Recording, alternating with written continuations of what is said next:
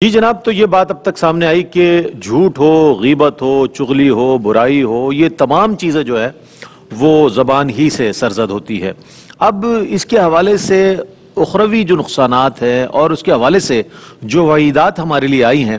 اس کا جاننا بھی بہت ضروری ہے، تاکہ معلوم ہو جائے ہمیں کہ ہم کتنی بے دریغ زبان استعمال کر رہے ہیں اور اس کے حوالے سے وعیدات ہمارے لیے کیا کیا ہیں۔ علامہ حافظ اویس صاحب کیا فرمائیے اس حوالے سے؟ جھوٹ کے حوالے سے یہ زبان کا جو استعمال ہوتا ہے جھوٹ اور غیبت اور دیگر حوالوں سے۔ جی بسم اللہ الرحمن الرحیم۔ جی یقیناً اس کے جیسے ایک تو اجمالاً ذکر ہوا کہ جو بڑے بڑے اس کی مظاہر ہیں ہماری زبان کے غلط استعمال کے، جیسے ان میں جھوٹ آ گیا اور غیبت، یہ دو بڑی مرکزی چیزیں ہیں۔ اچھا، یہ جو نیکیاں ہوتی ہیں یا گناہ ہوتے ہیں ان کے آپس میں بڑے گہرے تعلق ہوتے ہیں۔ ایک آدمی کوئی نیکی کا کام کرتا ہے تو اگلے دن وہ اس سے جڑا ہوا کوئی اور بھی نیکی کا کام کر رہا ہوگا، نیکی نیکی کو کھینچ کے لاتی۔ اور گناہ بھی اسی طرح ہوتا ہے، آپ ایک گناہ کریں گے، وہ گناہ دوسرے گناہ کو دعوت دے گا، وہ انسان گناہوں میں مبتلا ہوتا چلا جائے گا۔ ایسے یہ جھوٹ ہے، آپ جھوٹ بولتے ہیں، یہ کئی اور خرابیاں آپ کی زندگی میں لے کر آئے گا۔ جھوٹ کے لیے 100 جھوٹ بولنے پڑیں گے آپ کو۔ جیسے آپ صلی اللہ علیہ وسلم نے ایک شخص کو کہا تھا، جب اس نے کہا کہ میں یہ کر لوں یہ کر لوں، آپ نے فرمایا تم نے جو کرنا ہے کرو، بس جھوٹ نہیں بولنا۔ تو ایک جھوٹ سے منع کیا تھا تو اس کے سارے گناہ چھوٹتے چلے گئے۔ تو یہ دو چیزیں ایسی ہیں کہ آپ اگر جیسے آپ صلی اللہ علیہ وسلم نے فرمایا کہ بندہ جھوٹ بولتا ہے تو بولتے بولتے اللہ کے ہاں جھوٹا لکھ دیا جاتا ہے اور قیامت کے دن جھوٹوں میں اٹھایا جائے گا۔ تو انسان جو ہے نا وہ اس کو دیکھے۔ اور اسی طرح غیبت کو اگر آپ لے لیں تو غیبت بھی ایک باطنی گناہ ہے اور وہ ملا ہوا ہے بہت سارے گناہوں سے۔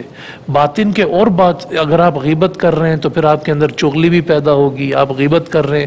تو آپ کے اندر جو ہے وہ حسد بھی پیدا ہوگا، آپ غیبت کر رہے ہیں تو بخل پیدا ہوگا۔ یہ مطلب بہت ساری چیزوں کو لے کر آتا ہے۔ تو اس لیے انسان بنیادی طور پر یہ جو جھوٹ ہے، بلکہ میں تو کہتا ہوں کہ اب ہم لوگوں کی پہچان ہی جھوٹ بن گیا ہے۔ آپ دیکھیں اپریل فول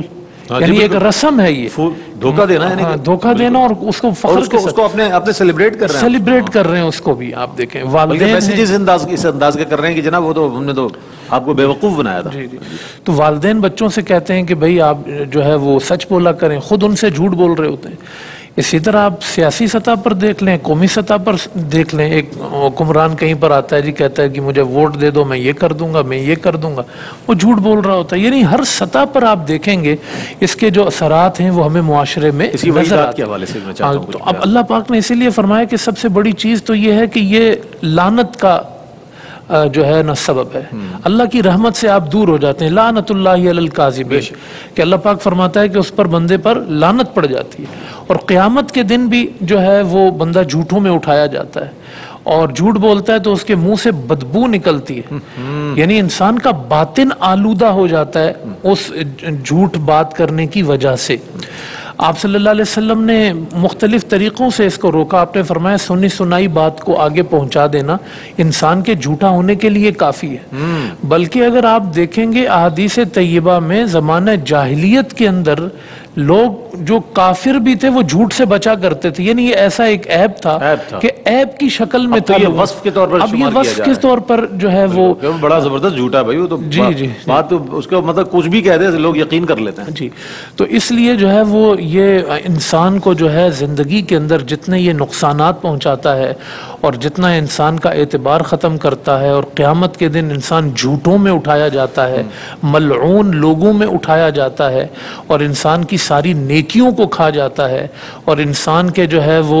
اللہ کے ہاں مقام و مرتبے کو ختم کر دیتا ہے۔ اسی طرح غیبت بھی ہے۔ غیبت کو آپ جانتے ہیں کہ مردہ بھائی کا گوشت کھانا، اس کے ساتھ تعبیر کیا گیا ہے کہ آپ کسی کے پس پشت کوئی ایک ایسی بات بیان کر رہے ہیں جو بھلے اس کے اندر موجود بھی ہے مگر آپ اس کو برائی کے طور پہ اس کے پس پشت بیان کر رہے ہیں، تو اس سے روکا گیا ہے، منع کیا گیا ہے، اور اس کو مردہ بھائی کے گوشت کھانے سے تعبیر کیا گیا ہے۔ اور پھر یہ چیزیں ایسی ہیں کہ جو آپ کا آخری جملہ بہت اچھا تھا رئیس بھائی، کہ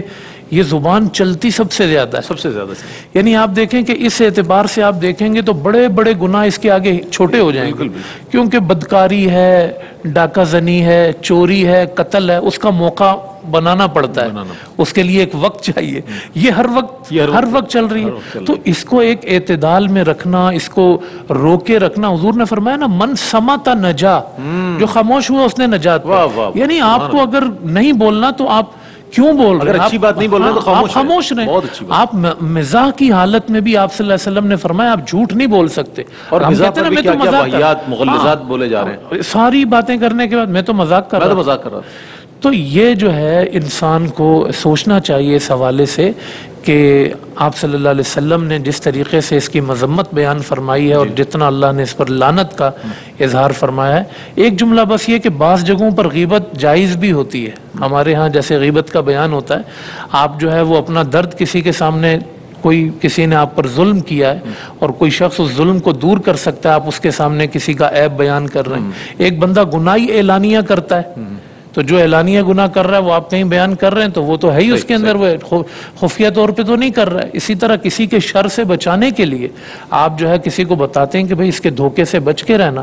تو یہ وہ صورتیں ہیں کہ جس میں جائز بھی ہے، لیکن اس کے علاوہ جو ہے اپنے دامن کو غیبت سے بچانا چاہیے۔ کسی بھی بندہ مومن کے لیے اس سے بڑھ کر محرومی کیا ہو سکتی ہے کہ وہ اللہ کی رحمت سے محروم ہو جائے، لعنت اللہ علی الکاذبین، جیسا کہ فرمایا گیا قرآن کریم میں اور اس کو کوٹ کیا مفتی صاحب نے۔